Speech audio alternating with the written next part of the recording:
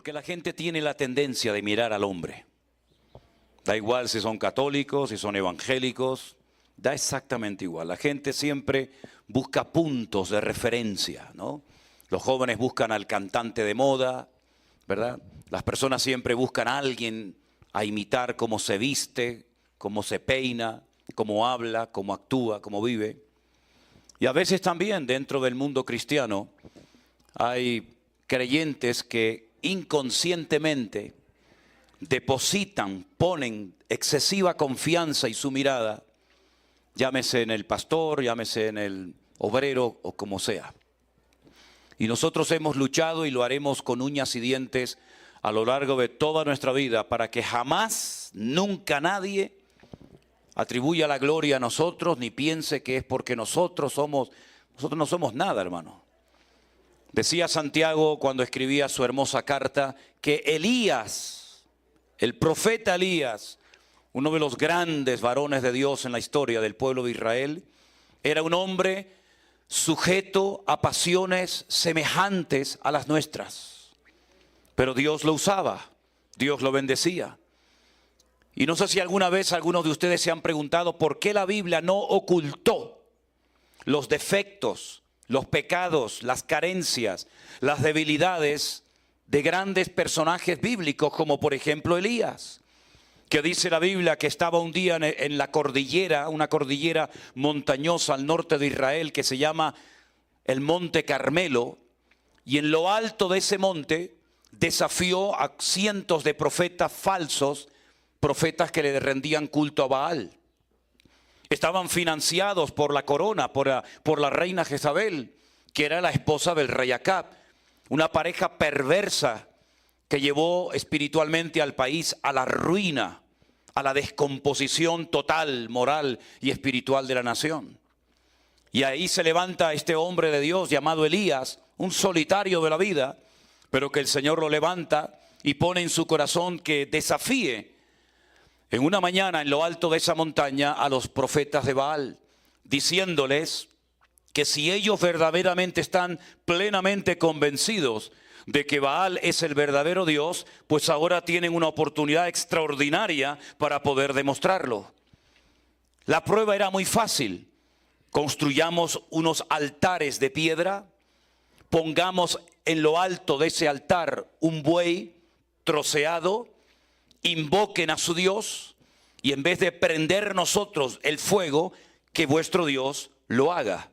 Y de esa manera quedará claramente evidenciado de que vuestro Dios es el verdadero y no el mío. Por lo tanto, ellos aceptaron el desafío, estaban sinceramente equivocados. Ellos no dijeron, no, esto es un desafío demasiado grande, vamos a quedar en evidencia, vamos a hacer el ridículo. No, no, ellos lo aceptaron porque ellos creían en lo más profundo de su corazón que su Dios, esa estatua llamada Baal, que significa Señor en hebreo, les iba a responder por fuego. Y dice que construyeron el altar, pusieron la leña, trocearon el buey, y desde la mañana hasta bien entrada la tarde gritaban frenéticamente, dice Primera de Reyes capítulo 18, invocando al nombre de su Dios, de su ídolo, creyendo sinceramente que el fuego iba a caer del cielo. Mientras tanto, Elías se reía de ellos y les decía, griten, griten más fuerte, a lo mejor vuestro Dios está dormido y hay que despertarlo. O a lo mejor está de paseo, está de vacaciones y está ocupado en otros quehaceres. Griten, griten. Dice la Biblia que llegó un momento en el que cogían lancetas, cuchillos y se cortaban la piel y comenzaba a correr la sangre, creyendo que de esa manera su Dios les iba a responder. Pero hicieron el ridículo totalmente. Allí no cayó nada de fuego. Entonces Elías dijo, bueno, ustedes ya han tenido su oportunidad, ahora me toca a mí. Él construye un altar de 12 enormes piedras. Cada piedra representaba a las 12 tribus de Israel. Coloca el buey encima, pone la leña, hace una especie de zanja o de cortafuego alrededor del altar. Dice que echen cubos de agua, que corre el agua por todas partes, y entonces en una brevísima oración, que no tarda uno ni un minuto en hacerla, dice que él invocó el nombre de su Dios, y entonces Dios respondió por fuego en aquel lugar. Y quedó claramente establecido que el Dios de Elías era el Dios vivo y verdadero. Automáticamente él degolló a los 400 falsos profetas de Baal. Y ese día Israel, por lo menos en ese momento, se volvió a Dios. No fueron coherentes ni mantuvieron esa integridad y ese orden con el Señor, pero por lo menos ese día hubo un conato, hubo un inicio de un cambio, de una restauración espiritual. La reina Jezabel no cayó postrada ante el Dios de Elías. La reina Jezabel y su marido Acab no reconocieron que estaban equivocados y financiando un culto falso, sino más bien todo lo contrario. Pusieron precio a su cabeza y dijo la reina Jezabel: si no mato hoy y degollo como él ha degollado y le ha cortado la cabeza a mis sacerdotes a Elías, no iré tranquila a la cama a dormir esta noche. Le puso precio a su cabeza. Lo que 400 hombres no lograron hacer, el edicto real por parte de Jezabel, atemorizó tanto el corazón del varón de Dios que salió corriendo hasta el sur del país. Muerto de miedo se mete en una cueva que se puede visitar hoy en día en Israel. Hoy en día está tapada, está cubierta por un templo griego. Y allí le dijo al Señor: quítame la vida, no aguanto más. Me siento solo, no veo realmente el cambio en la gente que yo anhelaba y tanto te he pedido, no lo veo. Tal vez él pensaba que los reyes se iban a convertir, el esposo y la esposa, pero no pasó así. Y entonces, cansado, harto, desanimado, deprimido, le pide al Señor que le quite la vida. ¿Por qué la Biblia no ocultó esa porción?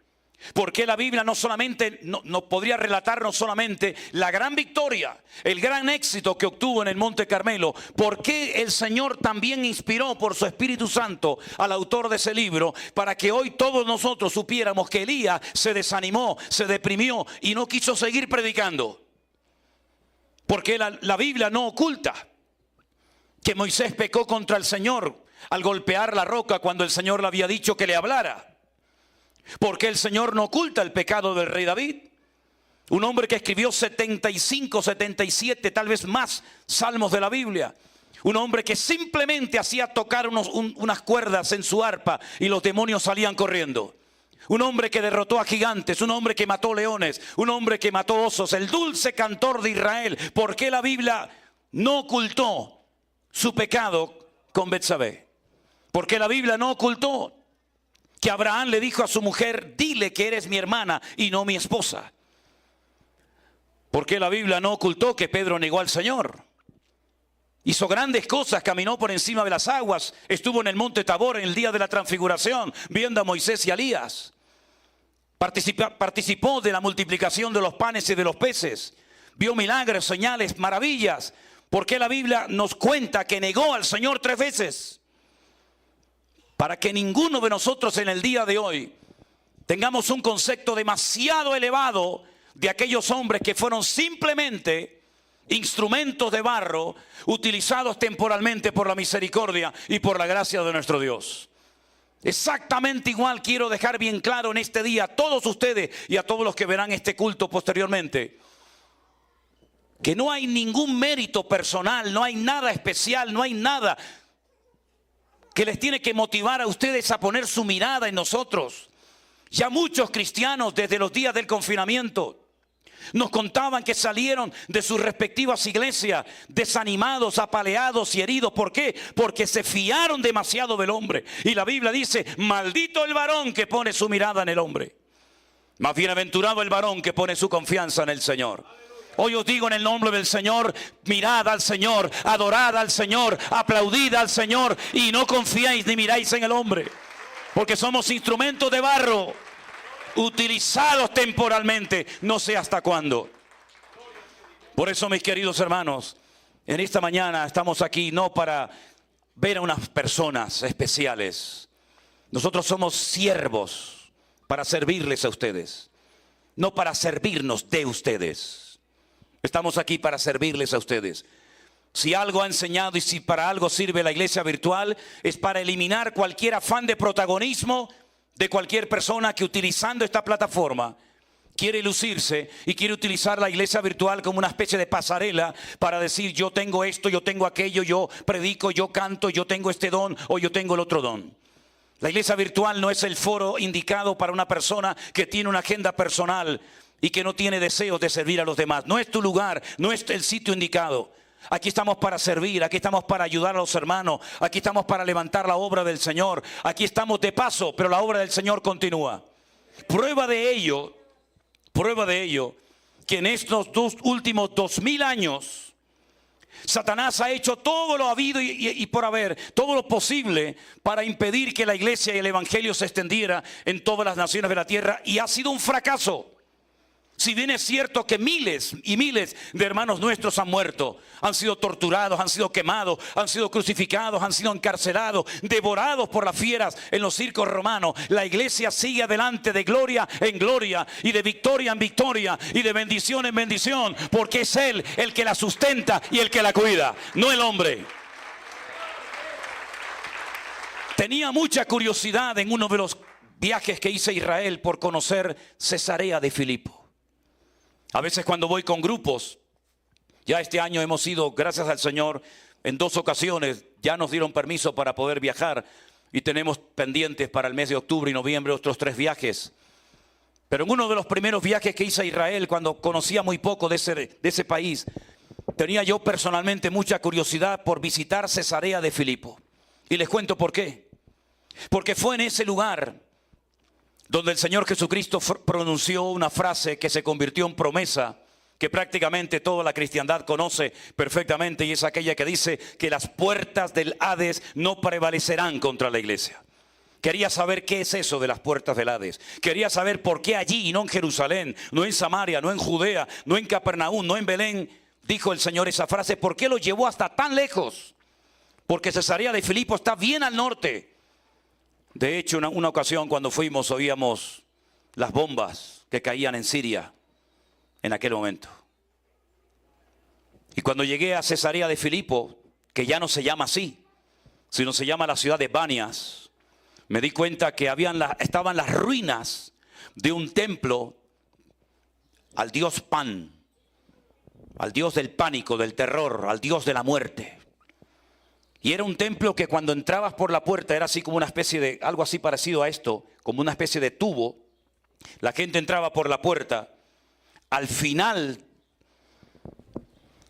había un hueco en la roca del cual salía fuego, como si fuera una especie de volcán.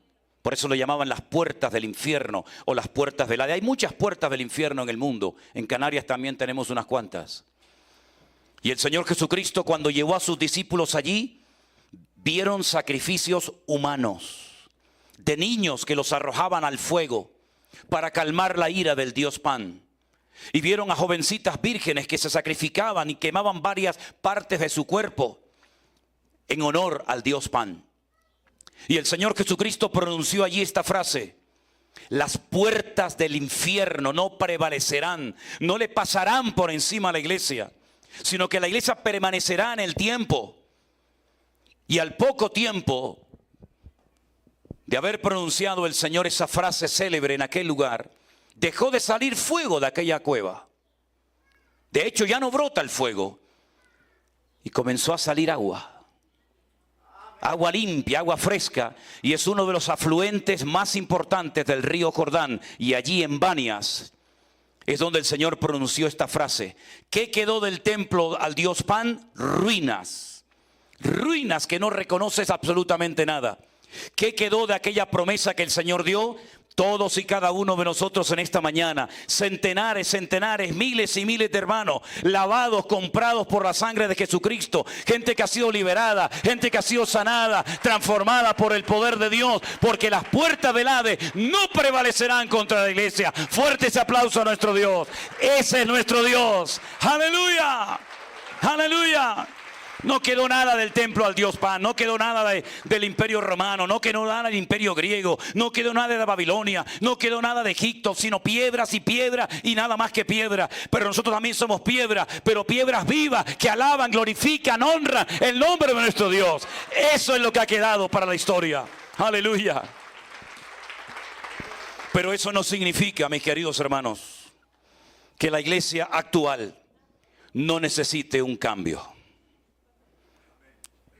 Meses antes del confinamiento, tenía un dolor constante en mi corazón cuando veía, cuando escuchaba las barbaridades, las locuras, las falsas doctrinas, las modas que se predicaban y se metían en las iglesias. Y allí iba la gente como borregos, diciendo amén a cualquier cosa, siguiendo a hombres, casi adorándolos, idolatrándolos. Y cuántas veces en mi intimidad yo le decía al Señor: ¿hasta cuándo, Señor? ¿Hasta cuándo vas a permitir que estos asalariados del reino, que utilizando la bondad y la generosidad de la gente, vivan como reyes, cuando a veces la gente no tiene ni para comer, Señor? ¿Hasta cuándo vas a permitir esto en tu casa? Y llegó el confinamiento. Días antes del confinamiento habíamos empezado una serie para un grupito pequeño de hermanos en nuestra iglesia en Tenerife sobre escatología bíblica. De ahí después surgió la idea de plasmar esas clases en un libro, que por ahí algunos lo tendrán. Y comenzó el confinamiento y pensábamos que sería algo de una semana, 2 semanas como mucho, pero aquello se alargaba en el tiempo. Y tuvimos que cerrar, lógicamente, como muchos, la iglesia.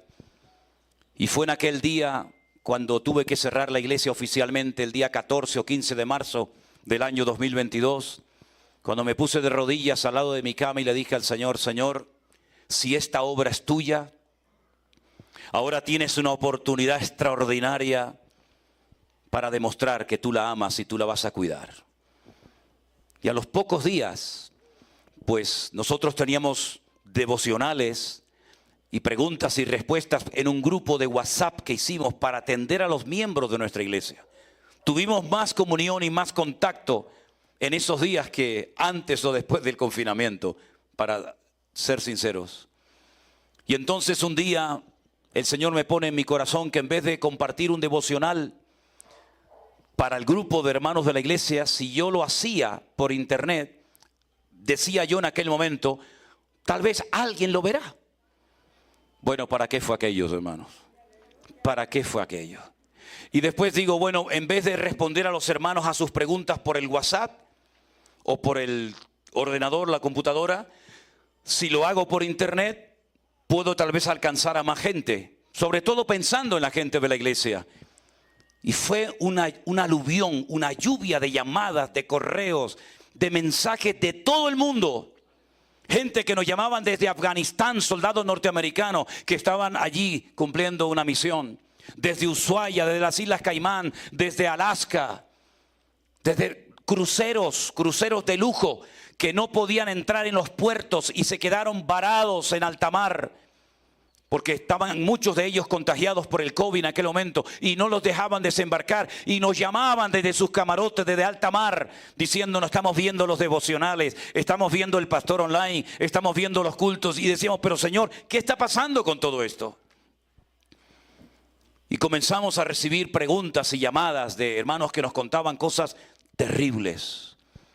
Como por ejemplo mucha gente de México, de Perú, que nos llamaba y nos decía que para ser bautizados, el pastor les exigía que todos los meses tenían que ir con un sobre de dinero en la mano durante un tiempo, y si no, no iban a ser bautizados.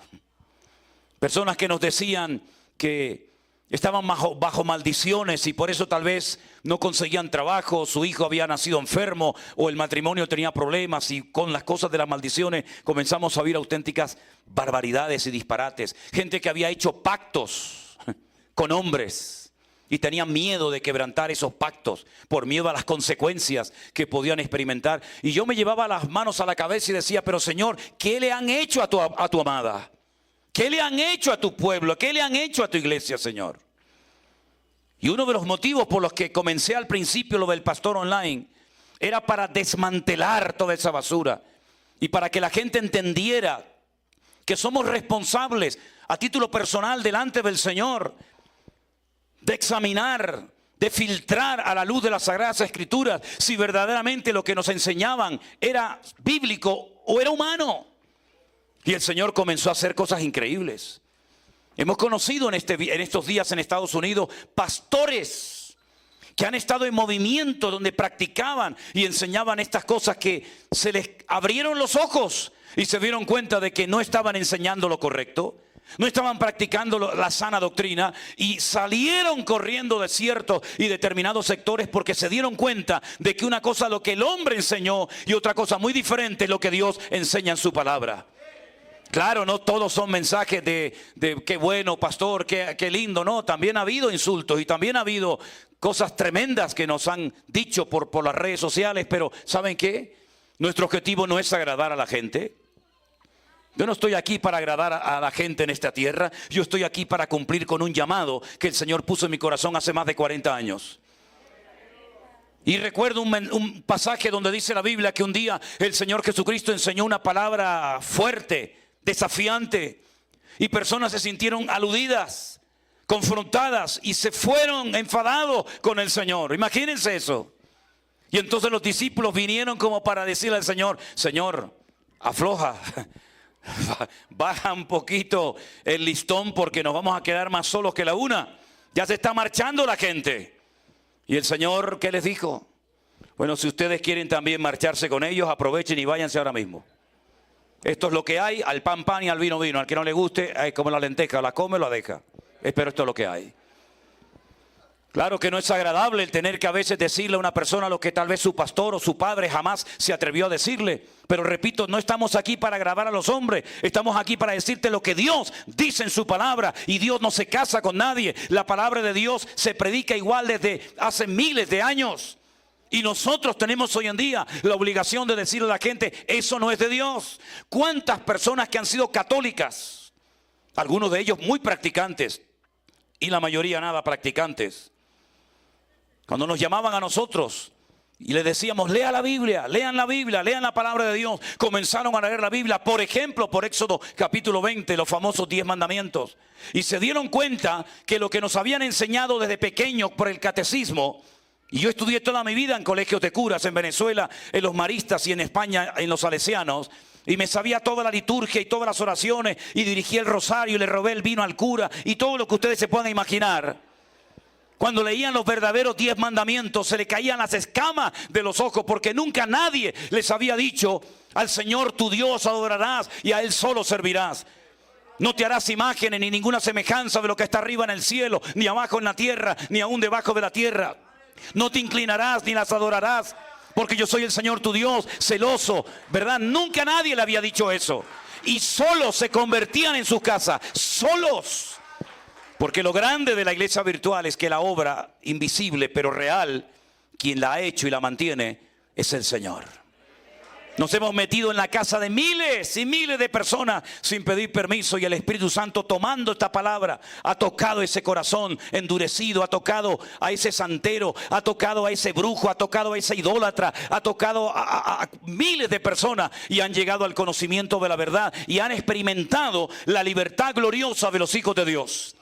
Porque la verdad trae libertad a la vida del hombre. ¿Cuántos dicen amén? Pero leyendo el Nuevo Testamento, y ustedes me imagino que ya habrán leído muchas veces el Nuevo Testamento, uno se encuentra que desde el inicio del cristianismo hasta hoy en día no hay una iglesia perfecta. Nosotros no somos una iglesia perfecta. La iglesia virtual no es algo perfecto. Tampoco las iglesias presenciales que tenemos por diferentes partes del mundo no son iglesias perfectas. No somos pastores perfectos. Nuestro matrimonio no es un matrimonio perfecto. Nuestras hijas no son perfectas. Nuestros obreros no son perfectos. El único perfecto es nuestro Dios.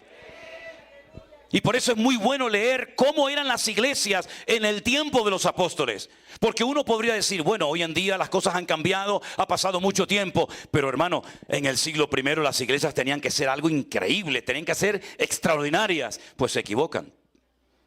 Había cosas en aquellos tiempos que hoy en día si ocurrieran en nuestras congregaciones, nos tiraríamos de los pelos de la cabeza. Y quiero llevarles solamente a un ejemplo. No importa si no han traído su Biblia, no se preocupen. Yo les voy a leer unos versículos muy interesantes de una carta que escribió Pablo a una iglesia en la ciudad de Corinto. La ciudad de Corinto era una ciudad muy cosmopolita, una ciudad de comercio, de negocio. Venían gente de todo el mundo a comprar y a vender sus mercancías. Claro, como venían de todas partes del Imperio Romano, había templos para todos los gustos. Usted quiere adorar a Júpiter, allí tiene el templo de Júpiter. Quiere adorar a Venus, allí tiene el templo de Venus. Quiere adorar a Artemisa, quiere adorar a Eros, quiere adorar al que quiera. Era una ciudad plagada de templos paganos por toda la ciudad.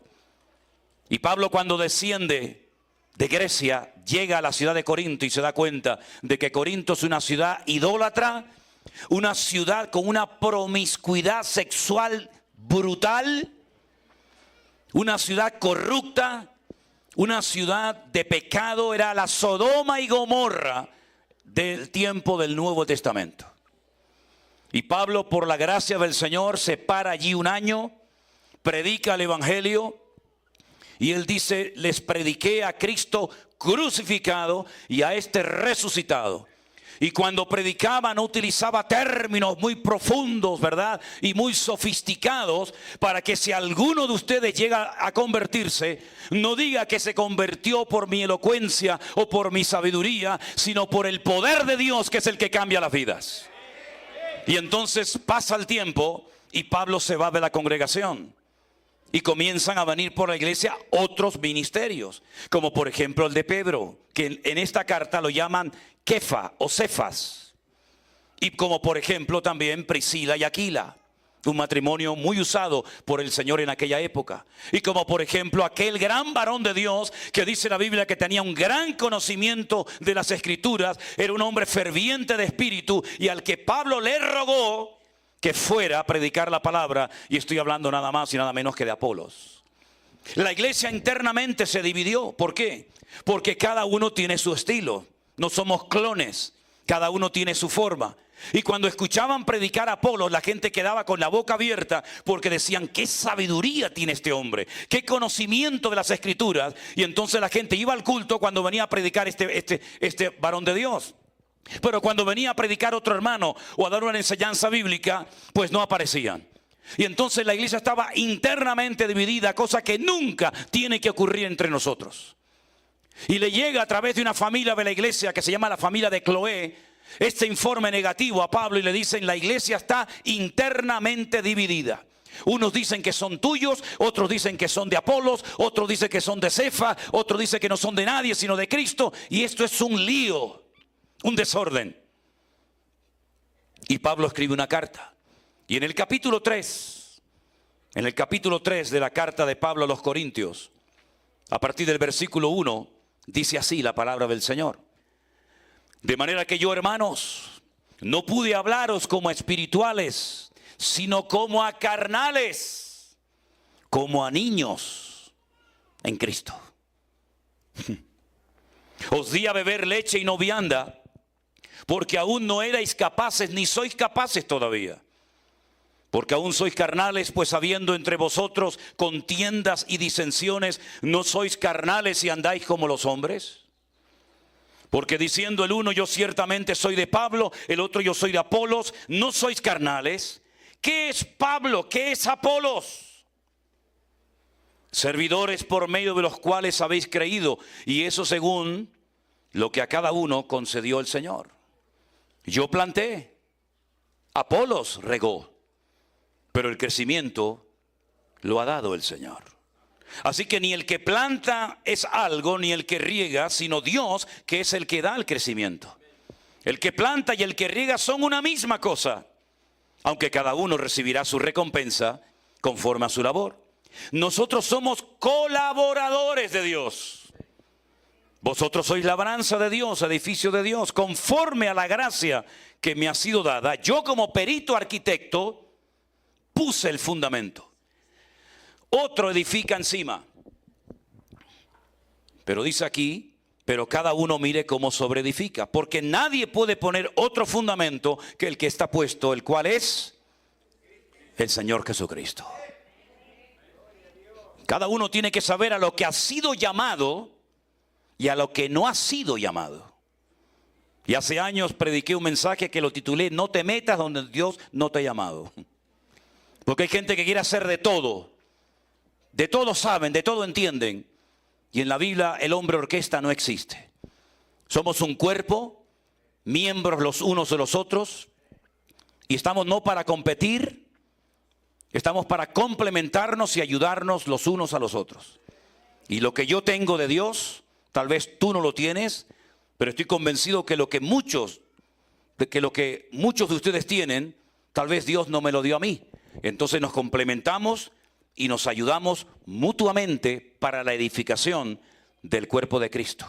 No hay nadie que sobre, no nos falta nada, estamos completos en Él, pero tenemos que saber a lo que Dios nos ha llamado y a lo que Dios no nos ha llamado. Lo que tenemos en el Señor y lo que no tenemos en el Señor. Y a veces resulta más complicado para algunos creyentes descubrir lo que no tienen que lo que tienen. No tengo ni plata ni oro, no tengo.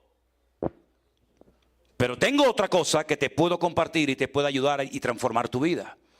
Y por eso es muy importante que le pidamos discernimiento y sabiduría al Señor. Yo le pido cada día discernimiento al Señor y sabiduría. La necesito. No es fácil estar al frente de todo esto. Atender a pastores, atender a niños, atender a tanta gente que te llama todos los días. Le pido: Señor, dame fuerzas, dame sabiduría. Porque sea lo que Dios me ha llamado y a lo que Dios no me ha llamado. Y el apóstol Pablo sabía perfectamente que la iglesia se estaba autodestruyendo. No es que vino el enemigo a destruir la iglesia. Hay a veces creyentes que ven al diablo por todas partes. Y yo lo que les pido a ustedes, queridos hermanos, crezcan y maduren y desarrollen el discernimiento espiritual para ver al Señor por todas partes. Porque yo veo al Señor hoy en este lugar, en cada uno de ustedes. Porque yo veo al Señor en la alabanza, veo al Señor en la música, veo al Señor en los niños. Lo veo por todas partes al Señor, y al enemigo no lo veo por ninguna parte. Porque este lugar es campamento para nuestro Dios. Aleluya. Pero Pablo les dice: no habéis crecido. No habéis crecido, hermanos. Son carnales. ¿Y cómo sabía Pablo que la iglesia no había madurado, que no habían crecido, que eran niños, que eran carnales? ¿Cómo lo sabía? Por el testimonio, por la conducta, por el comportamiento que estaban llevando a cabo. Porque dice la Biblia: por sus frutos los conoceréis. Hablan en lenguas. Primer capítulo de 1 Corintios dice: nada os falta en ningún don. La única iglesia del Nuevo Testamento que tenía todos los dones, todos. Pero era una iglesia de carnalidad, una iglesia dividida, una iglesia fraccionada, una iglesia donde había celos. Qué terribles son los celos, hermano. Gracias a Dios que aquí no tenemos a ninguno con ese problema.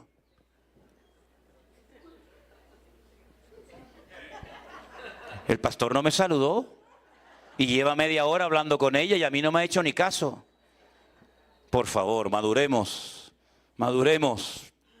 Cuando yo era un niño, hablaba como un niño, pensaba como un niño, juzgaba como un niño. Mas cuando ya fui hombre, dejé lo que era de niño. Es tiempo de avanzar, es tiempo de crecer, es tiempo de dejarnos de ver el ombligo. Y es tiempo de comenzar a ver el mundo como el Señor lo está viendo. Mi necesidad, mi problema, mi situación no es nada en comparación con lo que este mundo necesita. Este mundo enfermo que le ha dado las espaldas al Señor. Y necesitamos hombres y mujeres maduros. Que no importa si me llaman o me aplauden o me critican o me dan dinero o no me dan nada. Si me saludan, no me importa nada de eso. La mejor manera de que usted nunca se sienta ofendido, la mejor manera de que usted nunca se sienta mal, es no espere nada de nadie, pero espérelo todo de Él, de nuestro Dios, el eterno y bendito Salvador del mundo.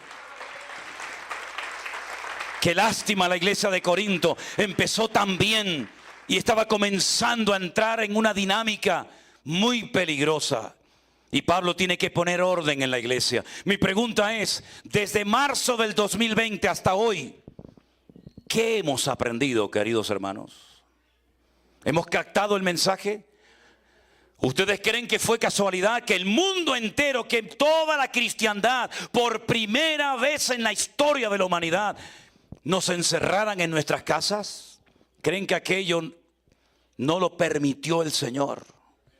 Aquellos hombres o hermanas que decían, es que no tengo tiempo para leer la Biblia, es que no tengo tiempo para orar, es que no tengo tiempo para congregarme. Dios dijo, ya verás cómo vas a tener tiempo, querido. Te va a sobrar el tiempo. ¿Y cuántas personas comenzaron a leer la Biblia después de 20 años en la iglesia?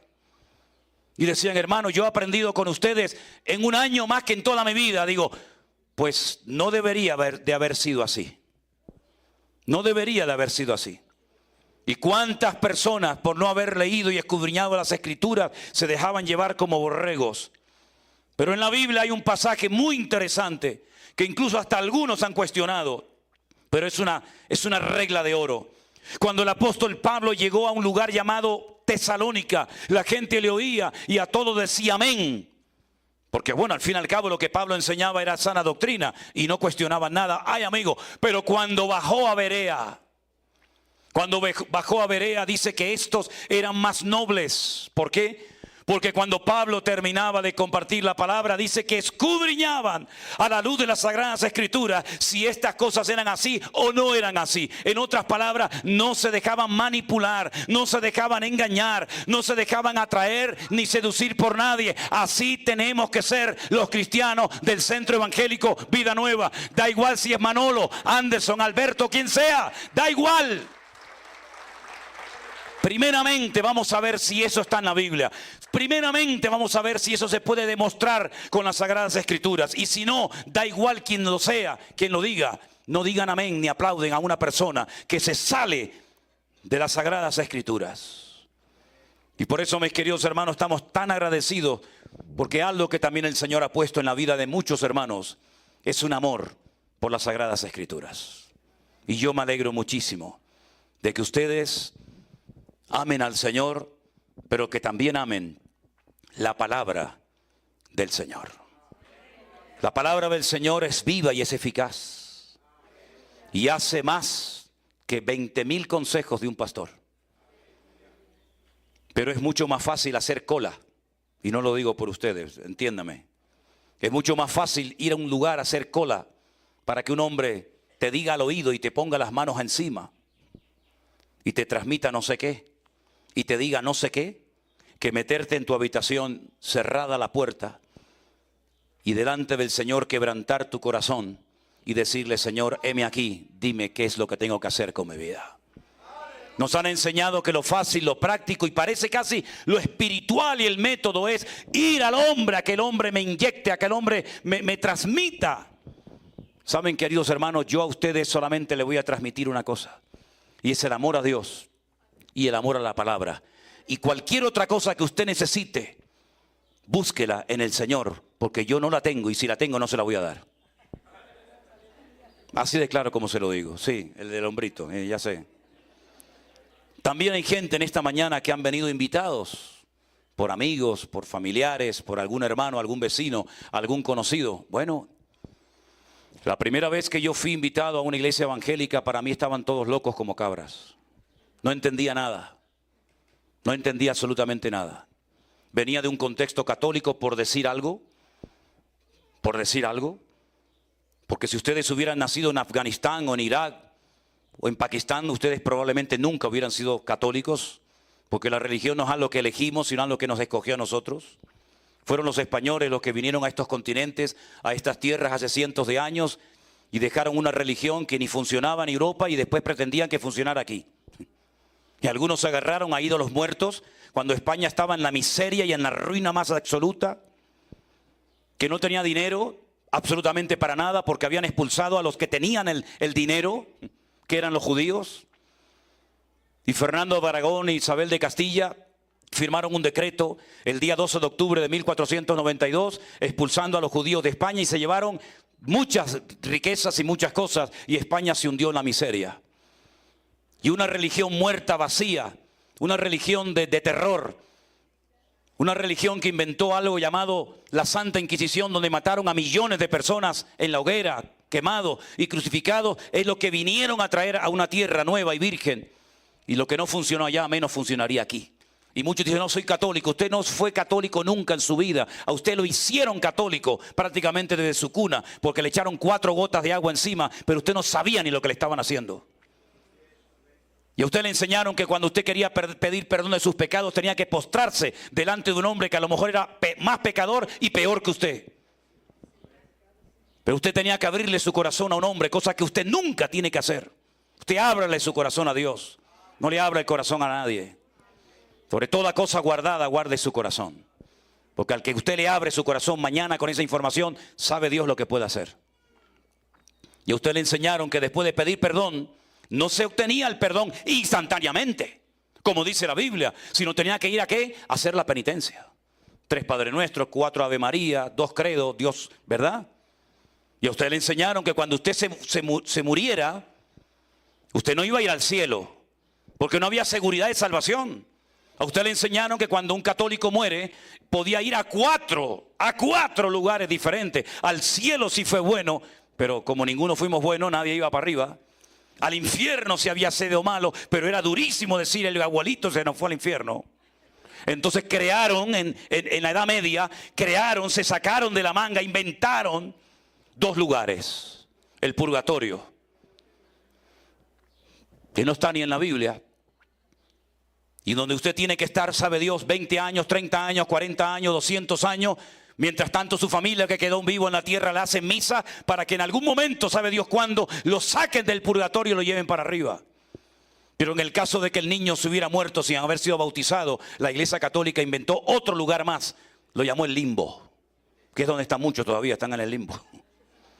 Pero el Papa Ratzinger, que tenía la autoridad para modificar la doctrina de la Iglesia Católica, quitó la doctrina, la enseñanza del limbo, y ahora solamente se quedaron en 3: cielo, infierno y purgatorio. Pero cuando vino el cabeza de la iglesia, que no es el Señor que vive en Roma, cuando vino el cabeza, el dueño, el amo de la iglesia, que es el Señor Jesucristo, el Rey de Reyes y Señor de los Señores, dijo: yo soy el camino, yo soy la verdad y yo soy la vida, y nadie va a ir al Padre sino solamente a través de mí. Porque no hay otro mediador entre Dios y los hombres más que Jesucristo hombre. Porque no hay otro nombre bajo el cielo dado a los hombres más que Jesucristo hombre. Y el que cree en mí tiene vida eterna y no vendrá condenación, mas ha pasado de muerte a vida. Y el que no nace de nuevo no podrá entrar ni ver el reino de los cielos. Y cuando uno comienza a leer esas cosas, uno dice: a mí eso no me lo enseñaron. Pero para eso yo estoy aquí esta mañana, para decirle a usted que la iglesia evangélica no salva a nadie. Y la iglesia católica no salva a nadie. Y ninguna religión salva a nadie. Porque la palabra religión solamente aparece 3 veces en toda la Biblia. Y es un término que viene del latín, ni del griego, ni del hebreo, del latín. Y la conjugación es religa, reluga, relegare, atarse o volverse a atar. Jesús nunca pronunció con sus labios la palabra religión. Él no vino a traer una religión. Dice: yo he venido a darte vida y vida en abundancia. Él vino a sacarnos de la oscuridad, de las tinieblas, de la ignorancia. Y podríamos hablar horas de las cosas que nos enseñaron, que cuando uno las comprueba a la luz de las Sagradas Escrituras y con la historia secular, pues uno dice: son contradicciones y contradicciones. Le voy a poner solamente 2. En Santiago de Compostela, una ciudad que está en Galicia, al noroeste de España, hay una inmensa catedral levantada al apóstol Santiago. Y la gente hace colas, horas y horas. Y algunos caminan meses haciendo todo el recorrido del famoso Camino de Santiago, que es lo contrario a lo que hacían los musulmanes de oeste a este a la mezquita, sino es de este a oeste, porque se les decía que el que recorría como mínimo 100 kilómetros para ir a ver al apóstol Santiago y darle un abrazo a la estatua, automáticamente sus pecados eran perdonados. Y cada 5 años se daba una bendición que se llama en latín urbi et orbi, que es el pecado instantáneo de toda la gente que estuviera allí en aquel momento. Y la pregunta es, ¿cómo llegó este caballero, este apóstol Santiago a España? Si usted sabe algo de geografía, Santiago vivía en Jerusalén, al otro lado del Mediterráneo, y Santiago Santiago de Compostela está al otro lado, hacia arriba del Mediterráneo, en el mar Cantábrico. Pues cuenta la historia que había un viejito que estaba en un pueblo llamado el pueblo de Padrón, de donde son famosos los pimientos de Padrón. Y allí estaba, y de repente él estaba allí dando un paseo por el río y apareció una barca, sin nadie pilotándola, una barca. Y dentro dice que había un cuerpo. Y dijo, un muerto. ¿Este quién es? Y dijo, el apóstol Santiago. Se vino una barca sola desde Jerusalén, atravesó todo el Mediterráneo, subió toda la costa de Portugal, llegando al norte de España, se metió por un río y llegó hasta Galicia. Y me llaman a mí loco, y yo soy loco, y radical y fanático. Bueno, cogen al muerto, hacen una iglesia y dicen, Santiago el apóstol está aquí. Y entonces la gente comenzó a ir a ver al apóstol Santiago para recibir una bendición. Pero amigo, llegaron los árabes a España y comenzaron a conquistar con el Islam y con el Corán todos los países, y fueron viniendo hacia Europa y fueron conquistando uno y otro y otro y otro y otro país, y llegaron por el norte de África, y entonces saltaron el estrecho de Gibraltar desde África a España, que hay 14 kilómetros, y saltaron los musulmanes y llegaron a España y la conquistaron prácticamente toda, no toda, pero casi toda. Y estuvieron 800 años oprimiendo la vida de la gente y obligaban a la gente a ser musulmanes. Hasta que por ahí se levantaron unos españoles por el norte, por allí por Asturias, y dijeron, hay que expulsar a esta gente de España, pero necesitamos ayuda de lo alto. Y entonces cuenta la historia que Santiago, el de la barca, ¿se acuerdan el de la barca? Se levantó, se montó en un caballo blanco y sacó una espada, y cuando los árabes lo vieron salieron corriendo y se fueron de España, y España fue libre. Y yo estoy loco. El muerto vino solo en una barca hasta España, siglos más tarde se levanta, se monta en un caballo y ganamos la guerra a los árabes por el caballero que estaba muerto. Pero espérate, que hay más. Esto es como los culebrones colombianos. Hay segunda parte. Me voy un año a Jerusalén, y cuando usted entra a la Jerusalén antigua, no a la moderna, sino a la Jerusalén antigua, la que está rodeada por unas murallas preciosas, resulta que cuando usted entra se encuentra la ciudad dividida en 4, los 4 barrios: el barrio judío, el barrio árabe, el barrio cristiano y el barrio armenio. Los armenios son un pueblo que se convirtieron por Bartolomé. Fue el apóstol Bartolomé allí a Armenia, se convirtieron y siempre fueron cristianos. Resulta que vamos al barrio armenio y pasamos por la puerta de una iglesia enorme con un montón de gente en la puerta haciendo cola, y pregunto, ¿por qué hay tanta gente que viene aquí a este santuario a estar aquí? Y me dijeron, vienen a adorar a Santiago. Y yo dije como buen español, tranquilo, que Santiago lo tenemos nosotros allá. Y me dijeron, no. Dice, sabemos eso. Sabemos que los españoles tienen allá a Santiago, pero aquí tenemos la cabeza. Porque a Santiago le cortaron la cabeza, ¿se acuerdan? Entonces ellos se quedaron con la cabeza y los españoles se quedaron con el cuerpo. Y la gente paga y coge a los niños y los pasea por allí para que, ¿qué le parece? ¿Eso es lo que nos enseñaron? Eso es lo que es. Yo no estoy inventándome nada. Y cuando fui a la catedral de Ávila, la ciudad de Ávila en España, una ciudad preciosa, también totalmente amurallada. Me encuentro en el altar mayor, enorme, un altar mayor en la iglesia católica. Me encuentro un retablo aquí, y hay aquí, como en vez de estas cositas así, hay una figura de María cuando la están enterrando. Y yo llamé al cura. Sí, yo fui al confesionario y le digo, caballero. Claro, nunca lo llama nadie caballero. Llama padre. ¿Qué va a ser padre si no está ni casado? Bueno, a lo mejor es padre, vete tú a saber.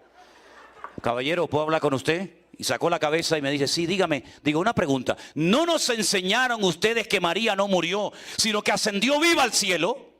¿Cómo está aquí en el retablo mayor el funeral de María? Y me dice, disculpe, ahora no tengo tiempo para atenderle. Cuando uno llega a la palabra de Dios, uno se da cuenta de que Cristo ha venido para sacarnos de la ignorancia. Por eso, si en esta mañana hay gente entre nosotros que lo que usted ha presumido tener es de una religión, pero no de una relación personal con Cristo, ahora es el momento de que usted le diga, Señor, perdóname por lo ignorante que he sido. Yo hoy te entrego mi vida y quiero creer en ti y obedecerte a ti en vez de obedecer a los hombres. Dé ese fuerte aplauso al Señor en esta mañana, mi querido hermano. Bendito sea Dios. Amén. Cierre sus ojos en esta mañana, en este momento, mis queridos hermanos. Quiero hacerle una pregunta muy importante. Es una pregunta que puede cambiar su destino, puede cambiar su vida. Si hay alguna persona en esta mañana con nosotros, sea hombre o mujer, de la edad que sea, que usted le quiere entregar hoy su vida y su corazón al Señor Jesucristo, no a una iglesia, no a un hombre, entregarle su vida a Él, al que murió por usted en una cruz y resucitó al tercer día. Me gustaría orar por usted antes de que hagamos los bautismos en esta mañana. ¿Hay alguna persona entre nosotros que le gustaría, que sienten que ha llegado el momento de decirle, Señor Jesucristo, yo me entrego a ti? Yo te pido perdón por mis pecados, porque eres el único que me puedes perdonar. Indíquemelo levantando su mano en esta mañana y yo estaré orando por usted en este momento. Si usted le quiere entregar su vida a Cristo, Dios le bendiga. Dios le bendiga. A usted también. Dios le bendiga, amigo. Hay más personas que en esta mañana, Dios le bendiga también a usted. Hay más personas que en esta mañana le quieren entregar. Dios le bendiga. Dios te bendiga. Bueno, vamos a hacer algo. Pasen un segundito aquí delante, por favor, los que quieren rendirle su vida al Señor. Yo voy a guiarles en una sencilla oración. Pasen adelante, por favor, si son tan amables los que levantaron su mano. Venga. Gracias, Señor Jesús. Bendito sea el Señor. Dios le bendiga. Qué bueno. Gloria a Dios. Dios le bendiga. Adelante. Dios le bendiga. Qué bueno. Dios le bendiga grandemente. Qué bendición tan grande tenerles con nosotros. Dios te bendiga. Dios le bendiga. Dios le bendiga, amigo. Vengan adelante, amigos. Vengan. Dios le bendiga.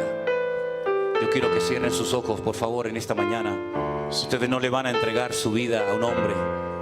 Igualmente, hermano. Dios le bendiga. Mucho gusto. Ustedes le van a entregar su vida al Señor, al que murió por nosotros en la cruz. Saben, les digo, porque lo he visto con mis propios ojos. He ido muchas veces a la tierra de Israel. He ido centenares, bueno, docenas de veces. Y la tumba de Jesús está vacía. No hay nadie adentro. Resucitó al tercer día. No se lo comieron los gusanos, como a tantos. Está vivo. Y por eso Él está aquí en esta mañana con nosotros. Y yo voy a pedirle a los que pasaron al frente que repitan conmigo en alta voz esta oración, por favor. Digan conmigo: Señor Jesús, muchas gracias por haber muerto por mí, por haber derramado tu sangre por mis pecados. Perdóname, Señor. Límpiame, Señor. Yo quiero recibirte hoy como mi Señor y mi Salvador. Entra en mi corazón, Señor. Yo públicamente digo: tú serás mi Señor y te seguiré a ti todos los días de mi vida. renuncio a todo lo que no te agrada y obedeceré solamente lo que enseñas en tu palabra. Gracias, Señor. Gracias, Señor. Te lo pido con toda mi alma, en el nombre de Jesús. Ahora yo voy a orar por ustedes. Padre Santo, te doy gracias por estas vidas que en esta mañana han pasado a esta plataforma con un genuino deseo de recibirte en sus corazones. Yo te pido, Padre bueno, Padre Santo, que tú entres en sus vidas, que tú, Señor, rompas cadenas, que tú los hagas libres completamente de cualquier atadura espiritual, de cualquier ceguera, de cualquier engaño, de cualquier mentira. Oramos en contra de toda obra de brujería, de hechicería, de idolatría que ha impedido que la gloria del Señor se derrame en estas vidas. Señor, que haya libertad en estos corazones, que cuando salgan hoy de este lugar se vayan contigo a sus casas y te obedezcan y te sigan todos los días de su vida. Oramos por los hermanos y hermanas que tal vez entre nosotros están enfermos y que necesitan hoy de un milagro. Señor, tú eres nuestro médico divino.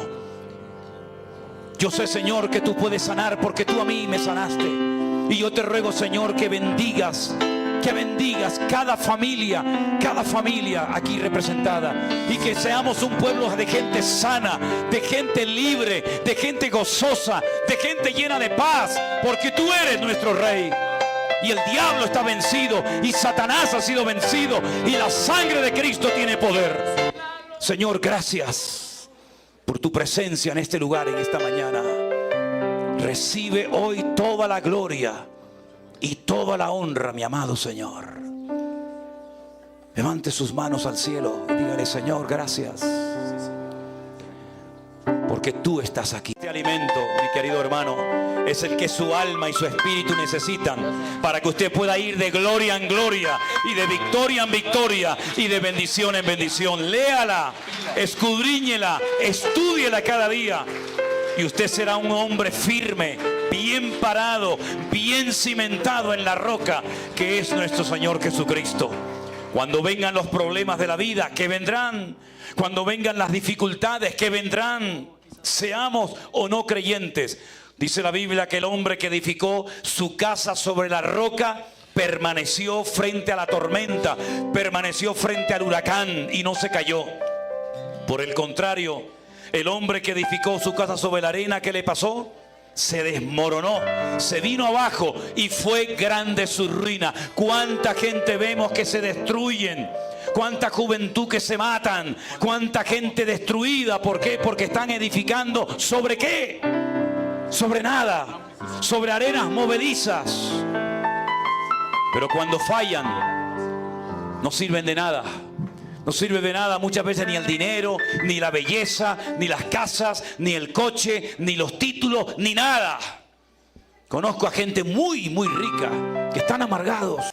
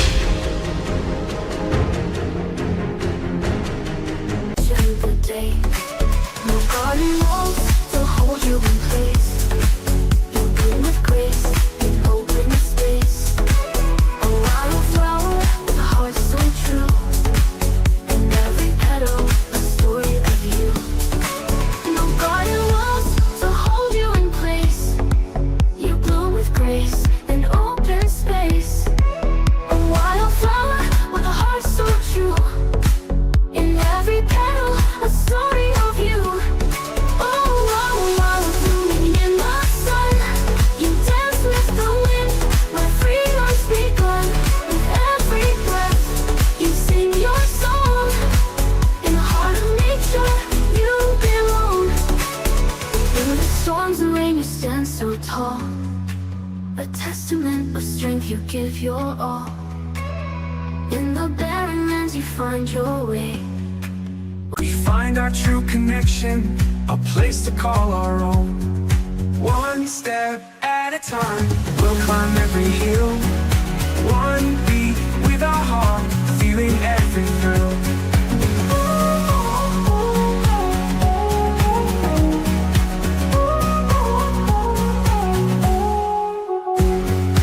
Each and every breath, in every tear we find, crafting our existence, leaving fears behind. One step at a time, we'll climb every hill. One beat with our heart, feeling every thrill.